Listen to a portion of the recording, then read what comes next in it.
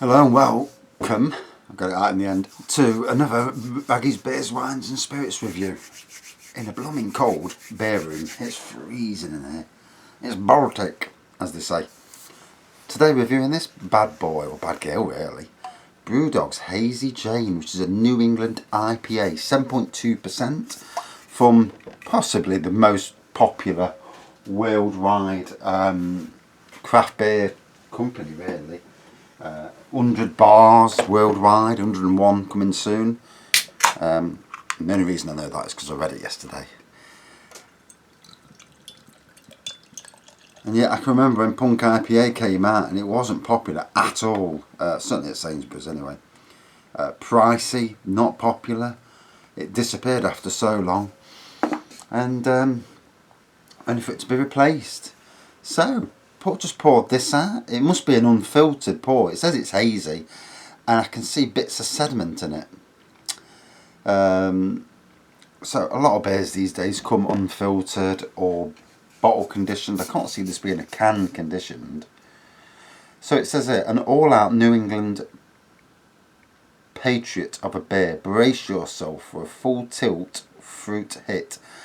Pineapple, mango, stone fruit and a hint of lime rather. Head for the state line, whatever that means, and wheat, and left unfiltered for a smoother ride. Fall for the East Coast crush. Hazy Jane, clouded clarity for the IPA generation. Okay, so obviously massive citrusy aroma to it. Hops are there, but it's more about the citrus than anything.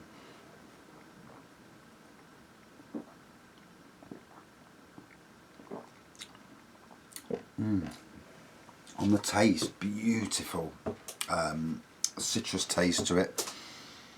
The bits are still there, to be fair, but it might be because it was, I mean, a lot of these beers now, especially these unfiltered ones, it's a good idea to have them stood up properly, because then any sediment stays at the bottom then. But me, I don't give a monkeys about sediment. I drink enough of my own beer to know about sediment.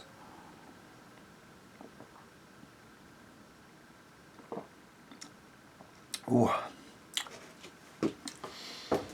So, why is it whenever you're looking for something, you can't find it? And funnily enough, I've got a new floodlight for the front, so I've just found that, and I've just found the duct tape, because when you join two metals together, it looks like I've got blood or something here.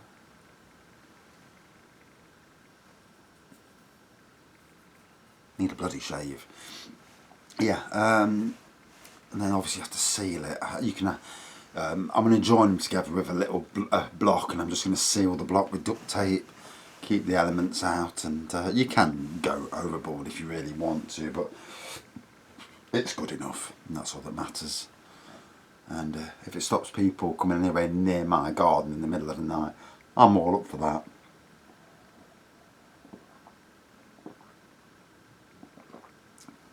And the good thing today about today's generation of floodlights are, the LED I've got is 20 watt. The one that's LED 20 watt. So the one we used to have was a 300 watt halogen and a 500 watt halogen. Think of the cost of electricity of them coming on and off. And the light is not much different than a 20 watt. A 20 watt LED is similar to, I think it's like a 200 or 300 watt halogen, so it just goes to show you the difference.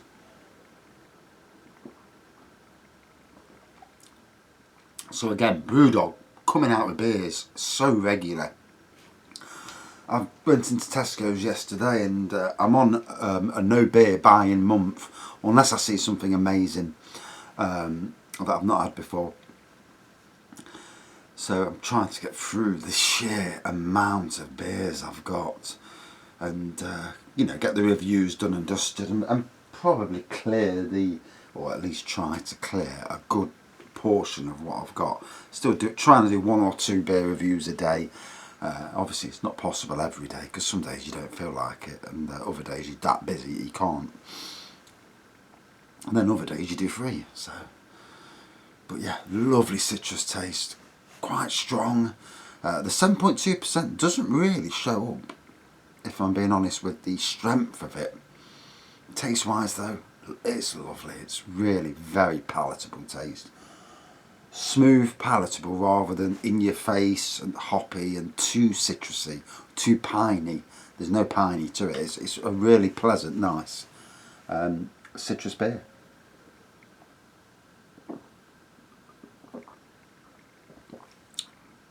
Albeit very hazy, and comes with sediment.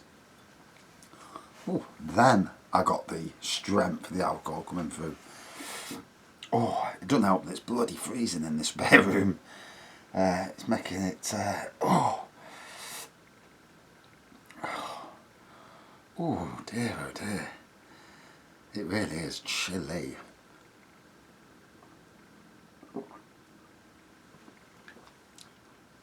So, hazy golden pour, white head, good carbonation and lacing, very sedimenty, very.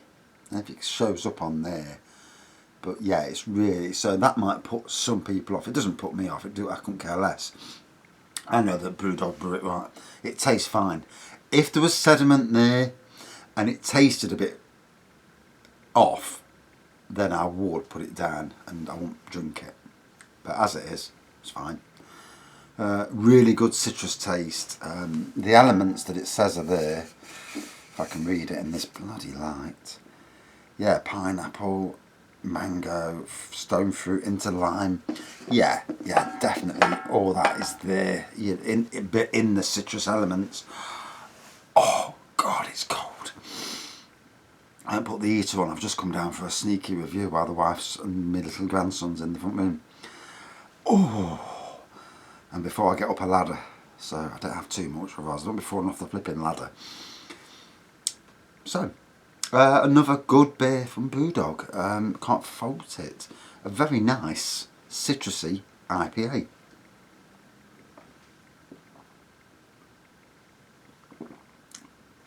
They call this a New England IPA. You've got West Coast Pale Ales and West Coast IPAs. To me, it's all a name. I mean, these days the lines between lagers and beers are that, you know, all the hybrids are that cross over that much nowadays that sometimes you're not sure whether you're drinking a lager or a beer. You know, them on the breadline at least.